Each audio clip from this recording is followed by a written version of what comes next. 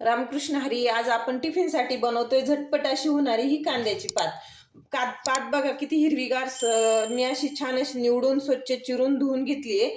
आणि ह्याला आपलं वाटण बनवण्यासाठी हे भाजलेले शेंगदाणे, ती हिरवी मिरची आणि लसूण याचं वाटण बनवून घेऊ. आपलं तेल तापलंय. आपण आता हे वाटण टाकून घेऊ. हिरवी मिरची, लसूण आणि जिरे याचं छान वाटण बनवून घेतले. बघा वाटण झालंय काय. आपण ही भाजी आता धुवून घेतली होती, चिरून ती टाकून घेऊ आणि छान फ्राय करून घेऊ.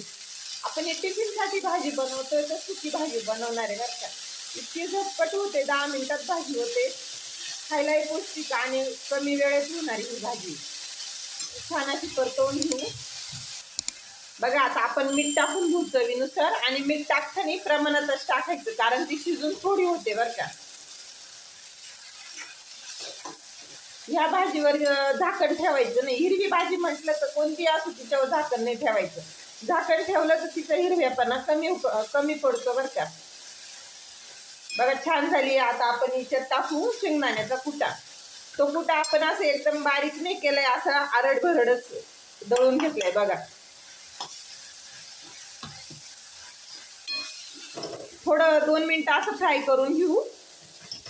किती सुंदर भाजी झाली बघा आपली टिफिनसाठी. पटझट होणारी अशी ही भाजी आहे. तुम्ही नक्की बनवा, खा आणि मला कमेंटमध्ये नक्की सांगा. लाईक आणि सबस्क्राईब नक्की करा.